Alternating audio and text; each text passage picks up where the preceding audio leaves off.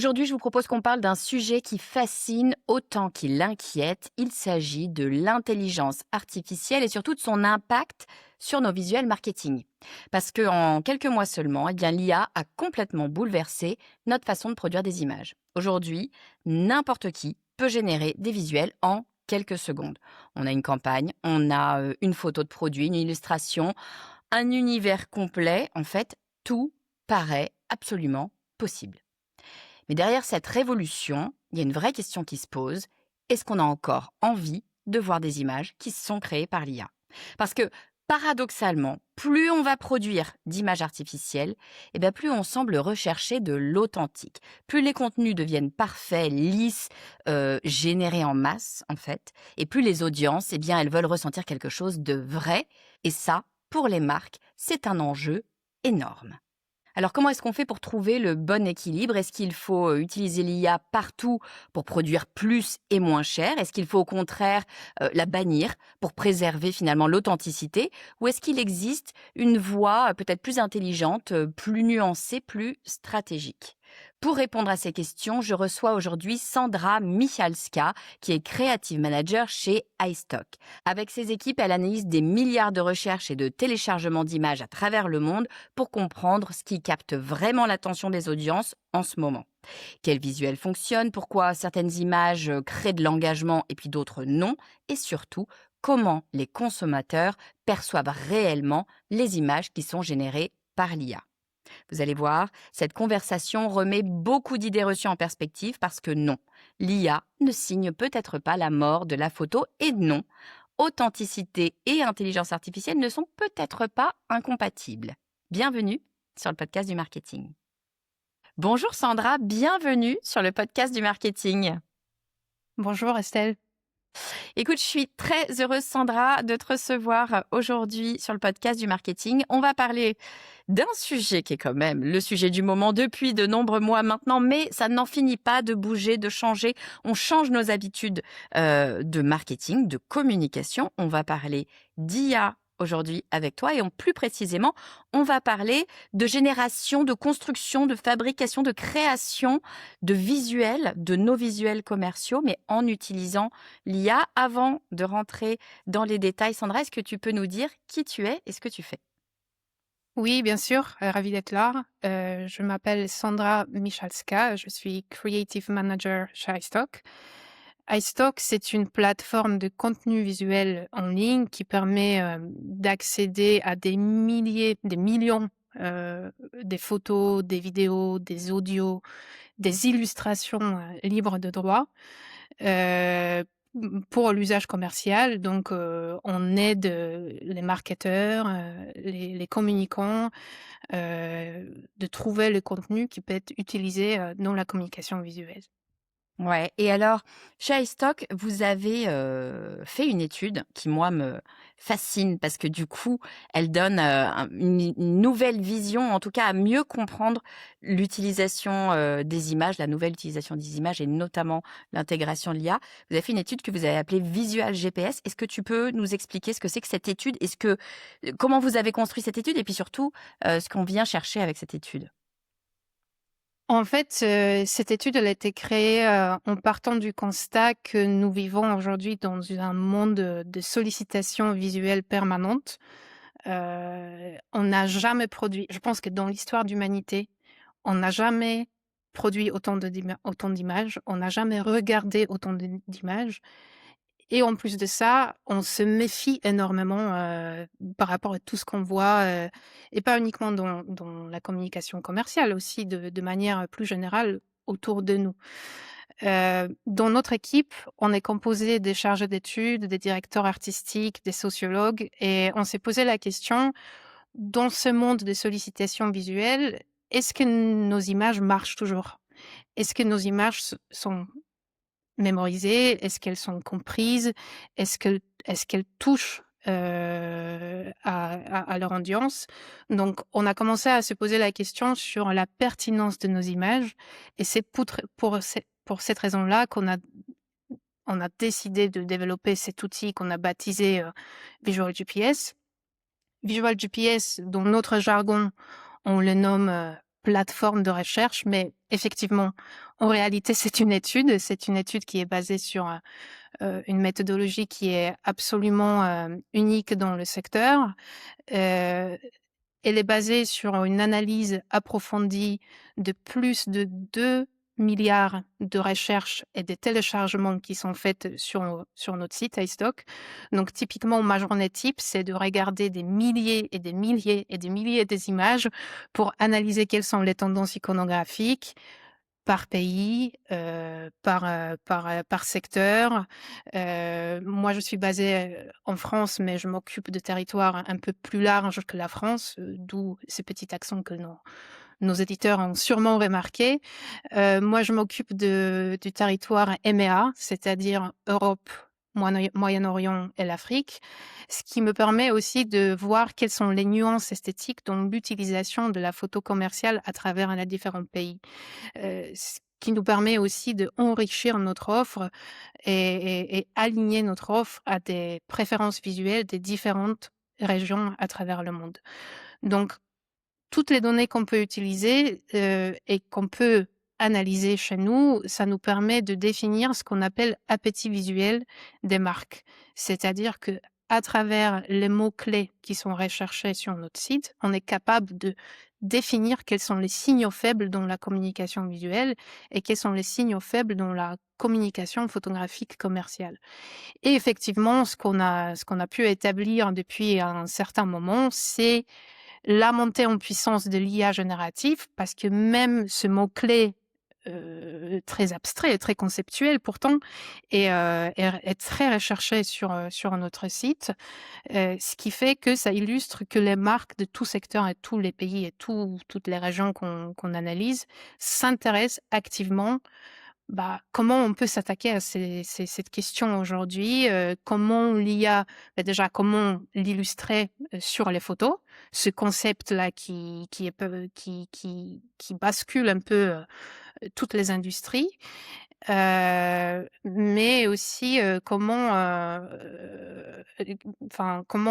l'IA aussi bascule un peu notre rapport plus général à l'image et Ouais. quelle est la place de l'authenticité dans tout ça aussi.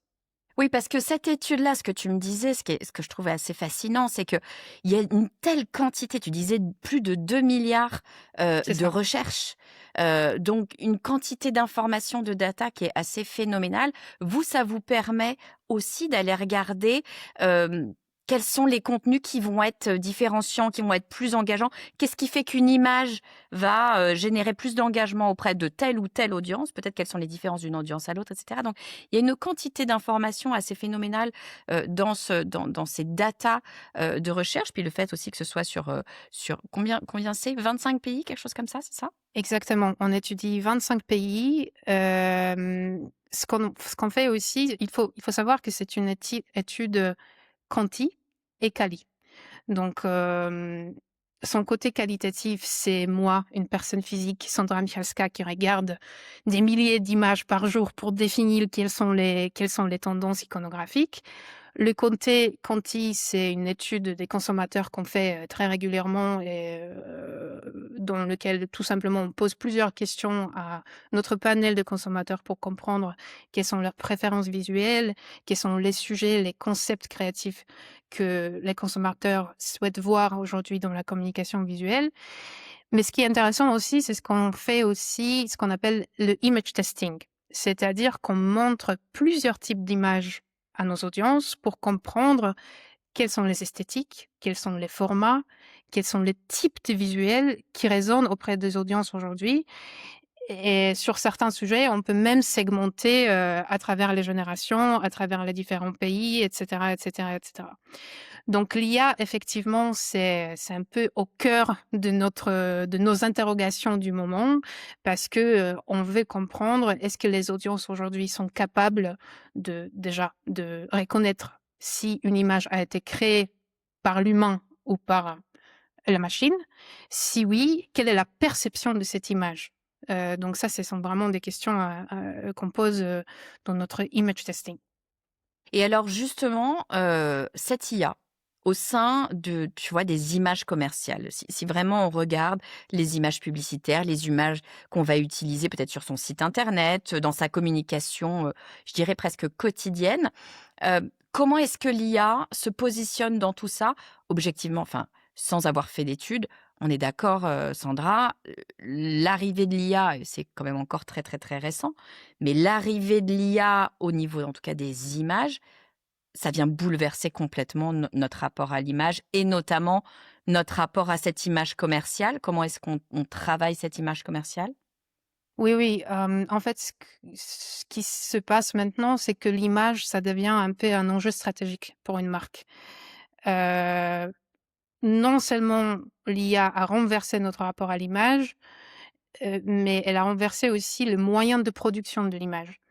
Donc il est très facile de produire une image aujourd'hui. Il est très facile de créer ou générer une image, mais ça reste difficile tout de même de raconter une histoire à travers une image. Et concrètement, ce que nous, on observe de notre côté, c'est que l'image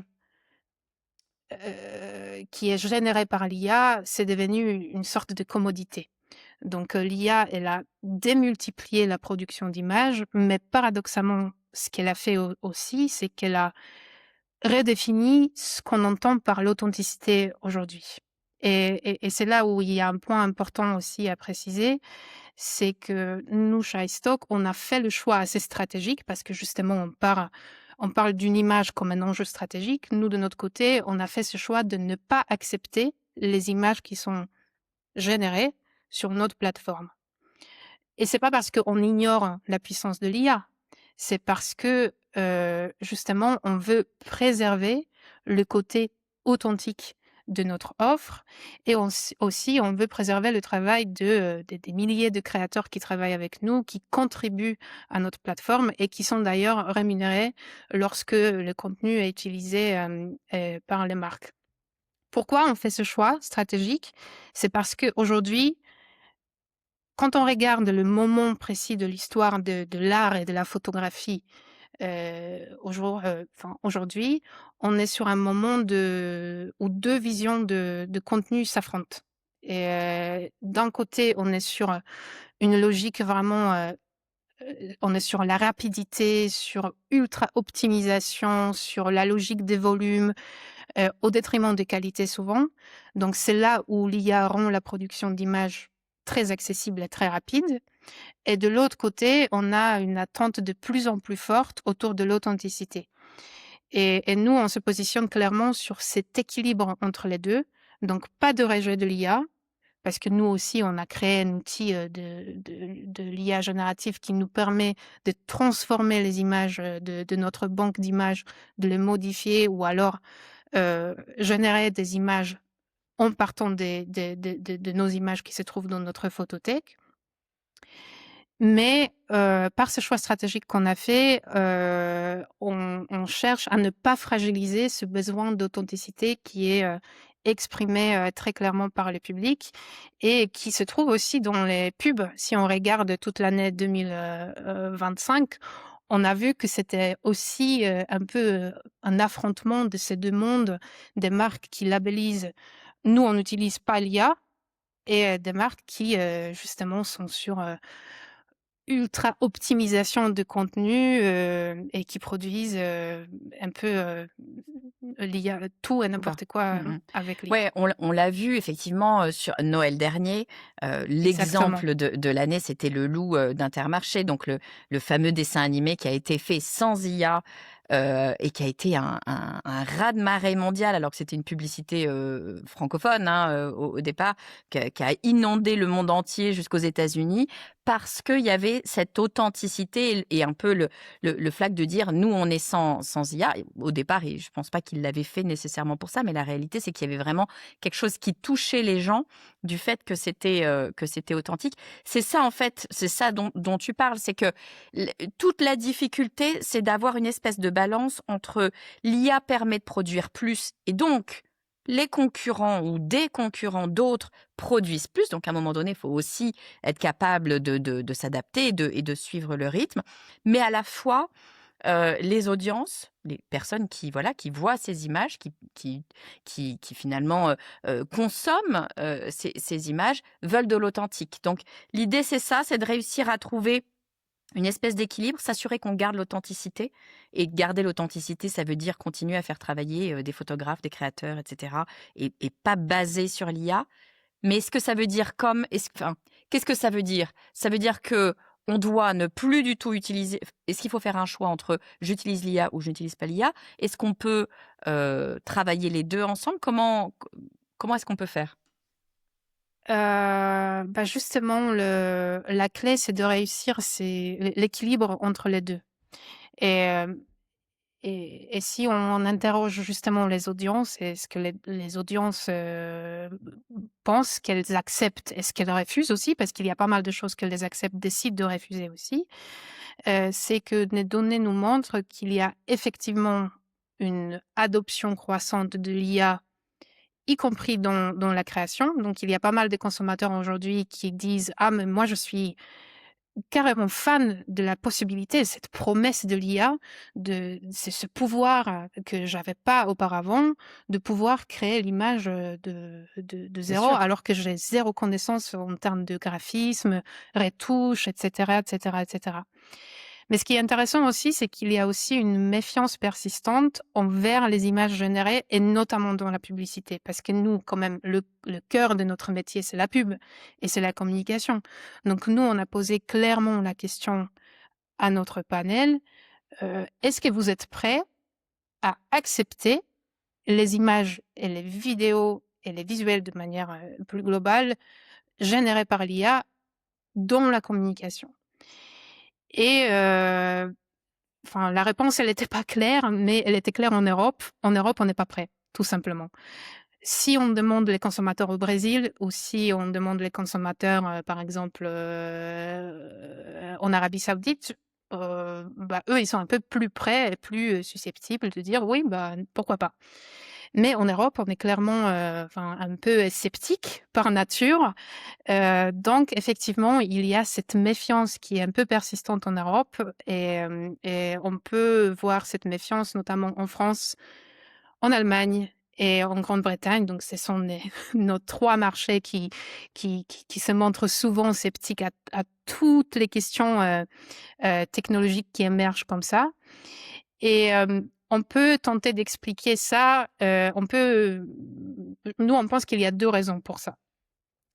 Première raison, c'est qu'en regardant les images générées, les gens les jugent souvent trop parfaites, Mmh. trop lisses. Elles sont vraiment, il n'y a pas, un point d'imperfection, qu'on peut, voir sur l'image. Donc ces 3 éléments-là, donc la perfection, la fantaisie et une certaine manque de réalisme sont les principales raisons pour lesquelles le consommateur pense qu'un visuel est généré par l'IA.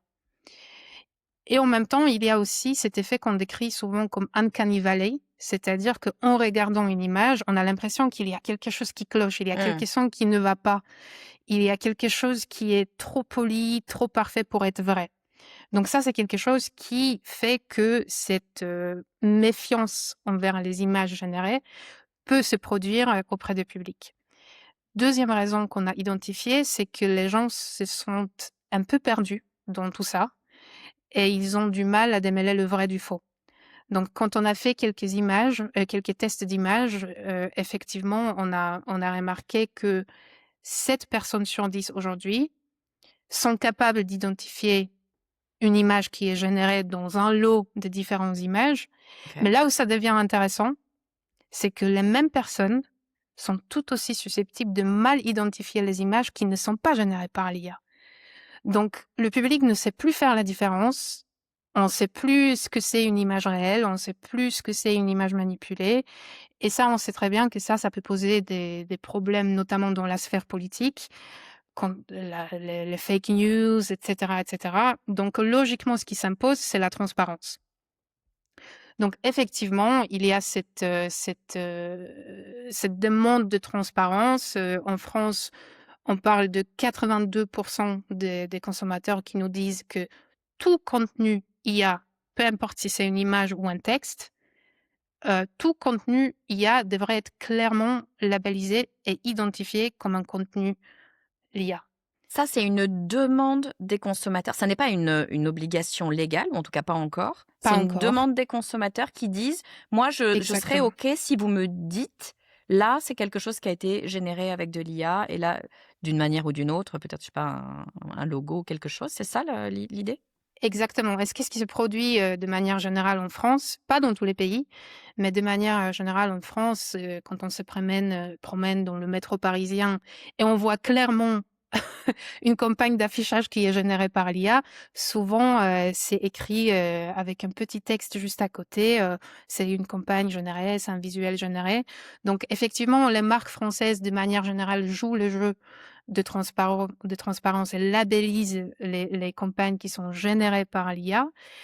Mais là, où ça devient intéressant aussi, c'est lorsqu'on s'interroge sur la perception et on va dire la tolérance des publics vis-à-vis les images générées. Parce que on peut être dans la logique des coûts et ne pas se soucier de ce que les consommateurs pensent.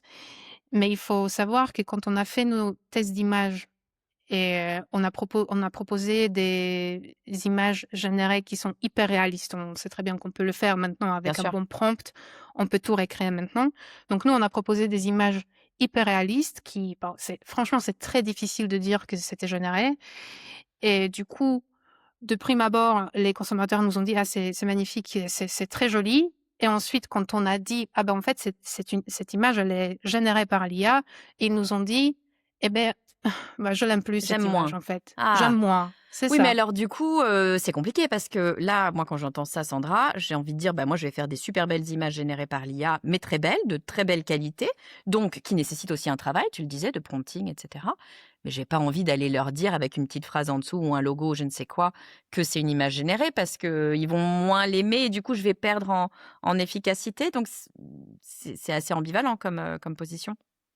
C'est ambivalent et c'est pour ça ce que nous on préconise de notre côté, c'est d'utiliser l'IA mais avec de bonnes manières et dans un avec un bon cadrage. C'est-à-dire, il y a, des moments, il y a des campagnes, il y a oui, il y a des moments, dans lequel il est très bien d'utiliser l'IA. Donc nous, nous, on a un outil de l'IA générative aussi, donc on va pas dire: «Non, il faut pas l'utiliser». C'est juste, il faut utiliser avec des bonnes manières. Donc pour donner un exemple, si on veut, générer, par exemple, une carte de vœux pour Noël et on a envie de montrer, allez, je prends un exemple, un golden retriever qui est en train de voler sur un nuage accompagné du Père Noël. Ben ça, c'est typiquement une image qui est extrêmement difficile de produire dans la vraie vie, donc l'IA, elle est formidable pour produire ça en 2 secondes.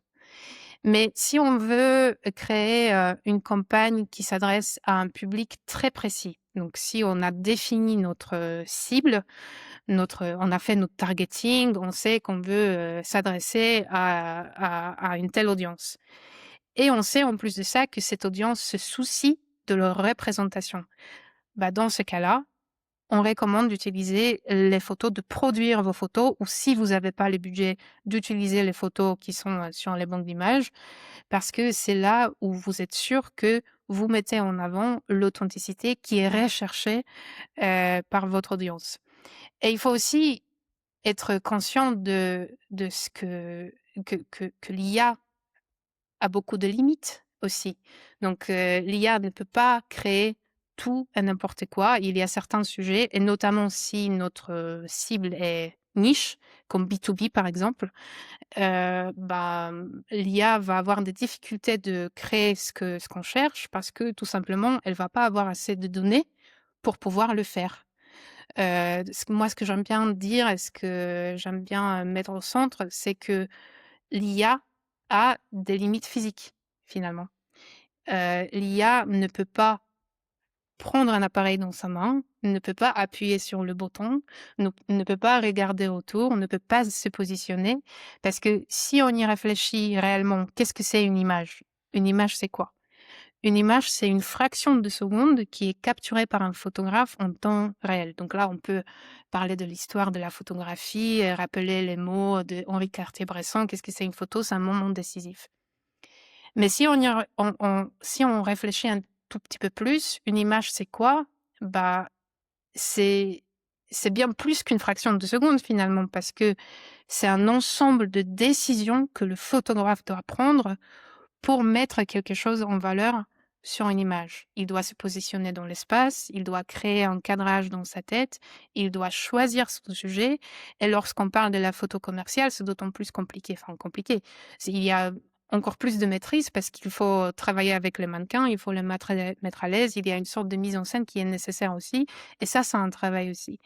Ça, c'est pas quelque chose que l'IA peut créer tout de suite, Maîtriser, ouais. maîtriser. Ce que l'IA peut faire, c'est de tenter de recréer la réalité qu'on va décrire dans le prompt. Mais on peut pas dire, et en tout cas ce que notre étude nous montre, parce que les consommateurs nous disent, que de manière générale, une photo générée ne peut pas être considérée comme authentique. C'est pas possible. Par définition, authentique, c'est uniquement quand un photographe fait office d'un acte de photographe, c'est-à-dire se positionne, regarde autour, etc., etc.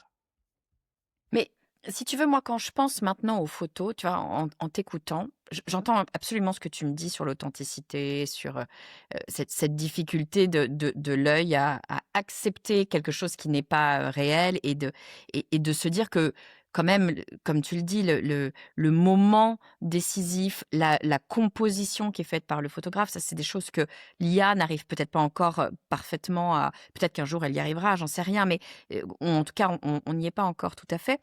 Mais il y a quand même quelque chose, moi, auquel je pense dans tout ça, et ça fait référence d'ailleurs aux critiques qu'on avait sur les 20 dernières années sur la photo, c'est la retouche. C'est-à-dire que jusqu'ici, qu'est-ce qu'on disait? Quand tu avais, par exemple, une couverture d'un magazine, le premier truc qu'on disait en négatif sur une photo, c'est: «Non mais attends, c'est bon, elle est totalement retouchée», et ça nous déplaisait. C'est exactement la même chose finalement, c'est ce côté, mais en fait, finalement, c'est pas du réel, c'est pas de l'authentique, donc je peux pas me sentir proche de cette photo si elle est trop retouchée. Et d'ailleurs, on a fini par mettre des messages, hein, de la même façon, photo retouchée, etc. Avec l'IA, tu as la génération d'images totale où tu dis: «Bah, je veux un golden retriever qui vole avec le Père Noël». Je vois très bien cette image, j'ai moi-même un golden retriever. Je pense que je vais Qui faire sauvent des cette petites photo. filles, ou alors les golden retrievers qui sauvent les petites filles parce qu'elles sont en danger face à un crocodile. Il y a Voilà. plein de vidéos comme ça Je pense maintenant que qui je vais circulent. faire ça pour Noël prochain. Ça, c'est déjà arrêté. Mais tu vois, il y a cette génération d'images totale. Donc ça, on le voit très, très bien. Évidemment, l'IA peut le faire plus ou moins bien. Il y a quand même une autre utilisation qui me semble intéressante à travailler, à réfléchir. C'est de partir d'une photo, et je crois que c'est ce qu'on peut faire Oui. sur l'outil avec iStock, de partir d'une photo qui est authentique, qui est une vraie photo, qui a été prise par un photographe avec, comme tu le disais, un cadrage, un moment, etc. Mais de venir la modifier, l'adapter aux besoins de nos demandes commerciales. Alors, je sais pas, peut-être que j'ai besoin d'avoir non pas une lumière du jour, mais une lumière de soleil couchant, par exemple. Je dis des bêtises, hein. Mais euh, ça, c'est des éléments qu'on va pouvoir, j'imagine, intégrer de façon plus nuancée avec l'IA, et donc plus acceptable peut-être par notre audience. Tu vois, la question que je me pose avec tout ça, parce que moi j'ai du mal avec l'idée de dire on veut de l'authenticité, donc je ne veux pas de l'IA.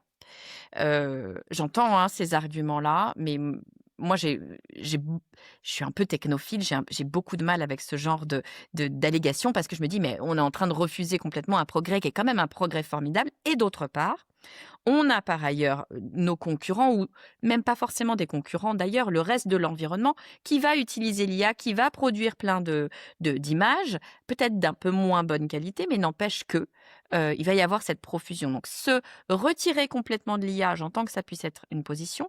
Je suis pas sûre que pour la masse, et je parle des entreprises notamment, ce soit la façon la plus heureuse de travailler parce qu'on va se retrouver en décalage, ne serait-ce qu'en capacité de production de contenu.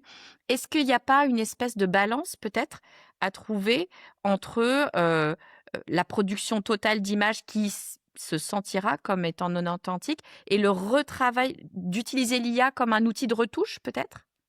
Oui, bien sûr et de toute façon, l'IA comme un outil de retouche, c'est finalement beaucoup plus facile à gérer du point de vue, on va dire inspirationnel, si je peux le dire, qu'une, génération, de A à Z.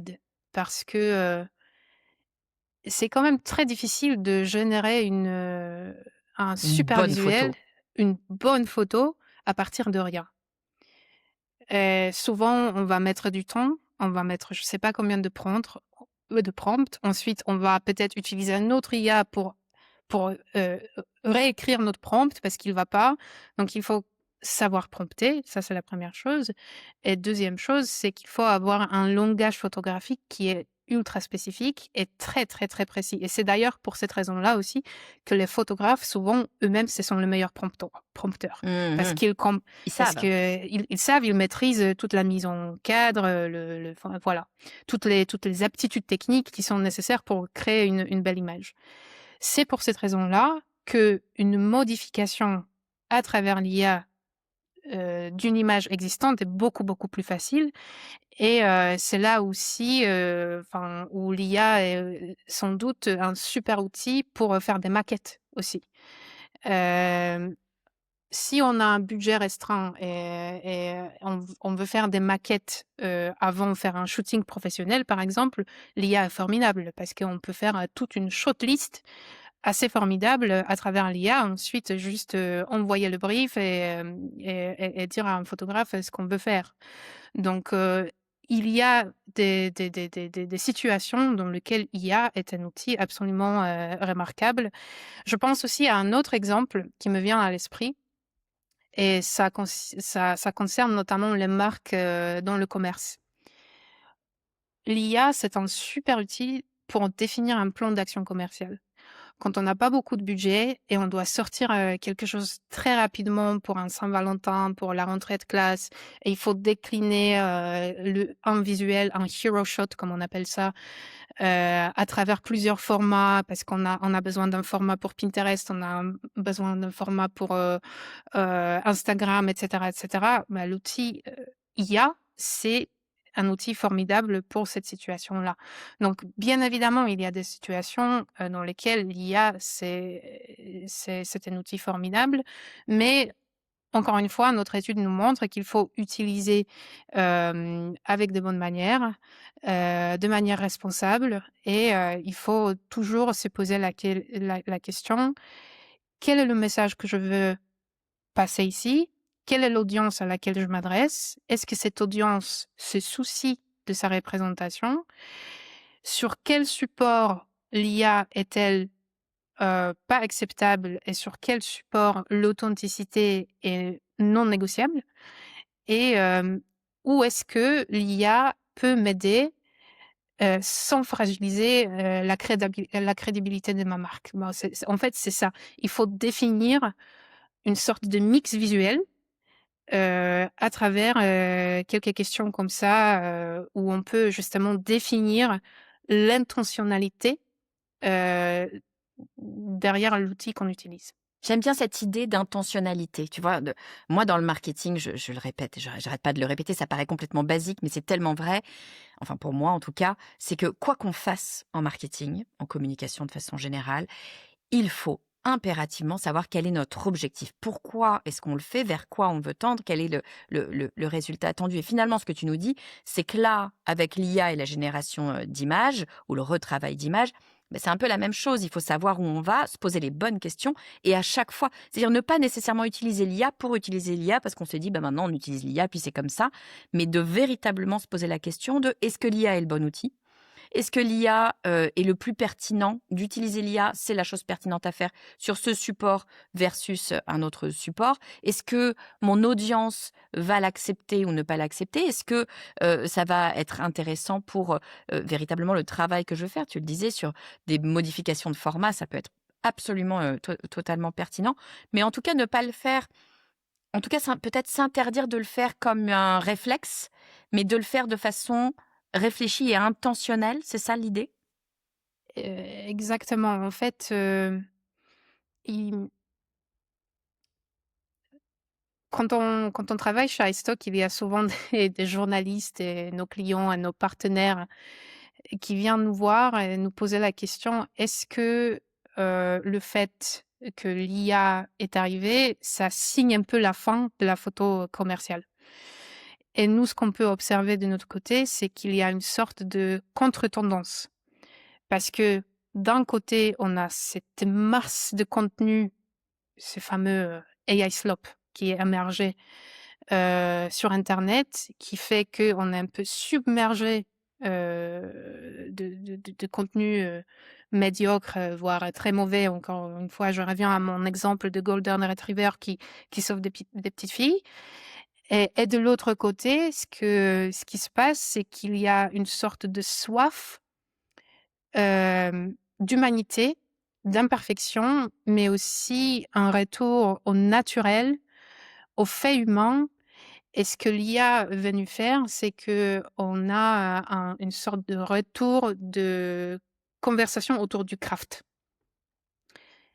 Donc ce qui nous confirme, c'est que l'authenticité et le craft, finalement, c'est pas juste une tendance, c'est, une lame de fond de communication visuelle aujourd'hui depuis plusieurs années. Après aussi, je te rejoins aussi sur la question de l'authenticité parce que juste avant l'arrivée de l'IA, l'authenticité, elle aussi avait sa petite, crise d'identité, hein.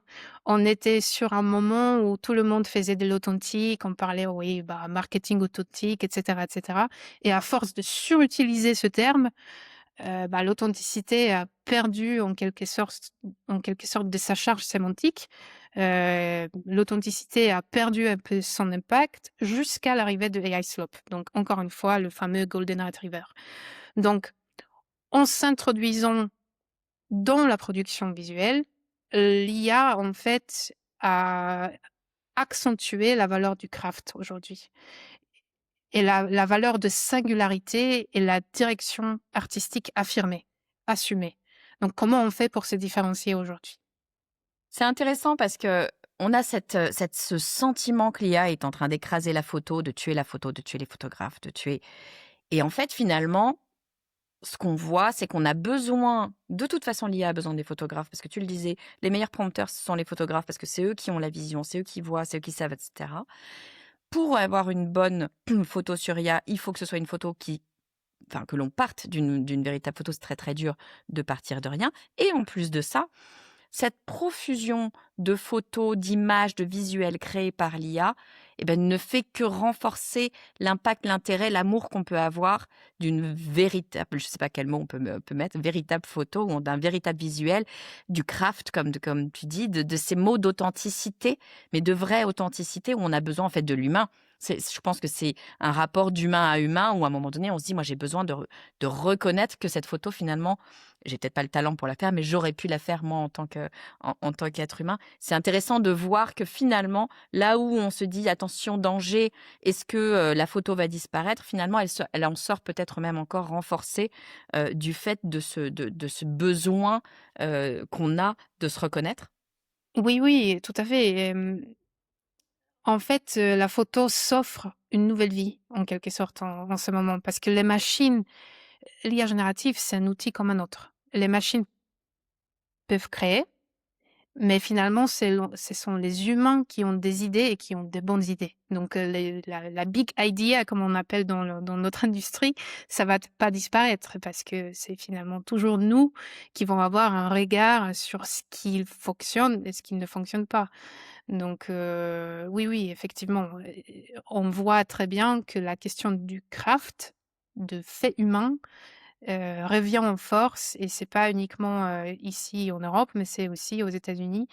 Si on regarde un peu ce que fait, par exemple OpenAI, qui est quand même la référence mondiale de l'intelligence artificielle. Quelle est l'esthétique de la première grande campagne de marque qu'ils ont sortie l'année dernière? Ah ben c'était, c'était des films qui ont été, filmés sur pellicule. Donc ils sont revenus vraiment aux sources de la photographie en travaillant l'esthétique vraiment analogique, argentique, pour se dire: «Oui, on a un outil, mais on est aussi profondément, humain» et ils ont fait ce choix assez fort, artistique pour, le démontrer à travers cette esthétique, argentique qu'ils ont mis en valeur, sur, leur première campagne mondiale. Nous, on a beaucoup, beaucoup discuté de ce cas, chez nous, et ça nous a fait beaucoup réagir parce que justement c'est un peu le contre-courant, de tout ce qu'on peut imaginer sur OpenAI. Mais c'est intéressant, c'est un peu la preuve que l'image a encore, une force qu'on n'arrive pas à définir, via la seule machine finalement et que l'œil humain, la capacité humaine, reste là. Je vais essayer de résumer tout ce que tu nous as dit, Sandra, sur ces visuels et la génération, enfin l'utilisation de l'outil IA ou non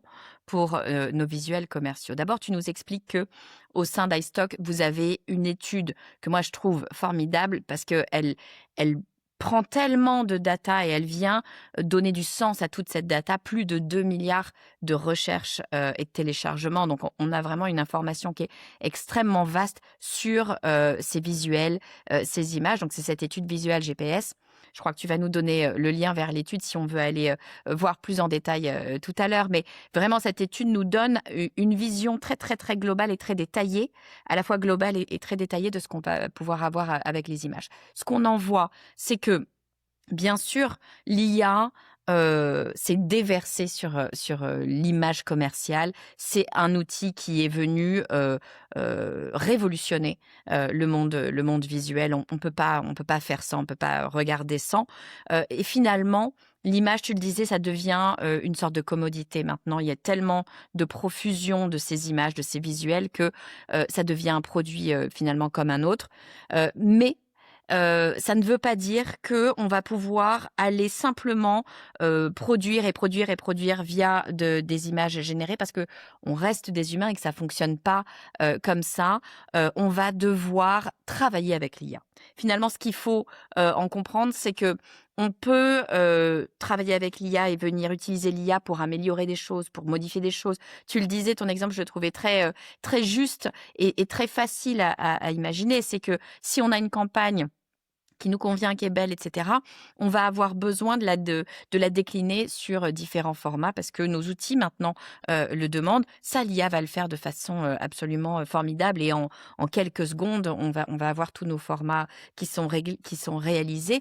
En revanche, ce que dit cette étude Visual GPS, c'est que les populations, alors ça dépend des pays, tu le disais, par Exactement, exemple oui. au Brésil, ça va être peut-être plus accepté qu'en Europe, mais en tout cas en Europe, on est encore un peu réfractaire à cette histoire de visuels générés. On a besoin de sentir l'authenticité, de sentir que des visuels sont vrais, sont faits par des humains, ne sont pas trafiqués entre guillemets. Peut-être qu'on est un petit peu, voilà, on a un petit peu peur.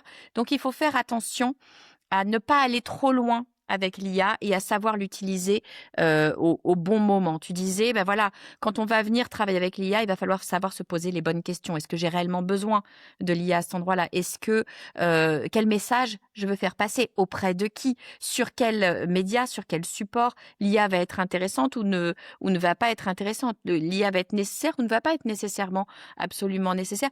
Toutes ces questions-là, finalement d'éthicité, parce que c'est de l'éthique qu'on vient rechercher, elles sont extrêmement importantes. Et puis ce que tu nous dis aussi, c'est que finalement, là où on a peut-être cru assez rapidement, peut-être trop vite, que la photographie était finie et que l'IA allait anéantir la photographie, finalement peut-être que, c'est l'inverse et peut-être qu'elle est en train de lui donner une seconde vie parce que certes l'IA générative, existe et peut, produire des visuels en masse et etc. Mais elle ne le fait bien que si elle part de vraies, photos. Elle ne le fait bien que si elle a les bons prompts qui sont en général faits par ceux qui ont la vision et ceux qui ont la vision, ce sont les photographes et elle ne se fait bien que, si on arrive à revenir, vers de l'authenticité et finalement, les audiences maintenant ou une part des audiences, vont venir demander l'authentique et vont venir demander la photo, presque argentique et de revenir, aux sources. Tu le disais, tu donnais l'exemple de cette, 1re campagne d'OpenAI où ils étaient allés sur de la véritable photo. Tu vois? Moi, je dis de la véritable photo quand je pense à de l'argentique. Donc c'est vraiment intéressant de voir que finalement, c'est peut-être pas deux mondes qui s'opposent. C'est juste une nouvelle façon de produire, de consommer l'image, le visuel et qu'on va pouvoir aller travailler les 2 de façon parfois hybride, parfois séparée. Mais finalement, il y a de la place, et qu'il faut le faire en revanche avec beaucoup d'intelligence, beaucoup de réflexion et tu disais beaucoup d'intention pour le faire de façon juste. Sandra, merci infiniment de nous avoir, partagé toute cette vision. Moi, je trouve que ça donne beaucoup à réfléchir sur notre pratique et notamment notre pratique par rapport à l'image, au visuel. Si on veut en savoir plus, notamment, sur cette étude, Visual GPS, où est-ce qu'on peut, la retrouver, par exemple? On peut la retrouver sur notre site, donc c'est visualgps.com. C'est là où on va publier les enseignements de notre étude, nos analyses, nos tendances iconographiques qu'on a pu identifier. La prochaine qu'on va traiter de manière très précise et très approfondie, ça va être la nostalgie, et quel est l'impact de la nostalgie, sur la photo commerciale.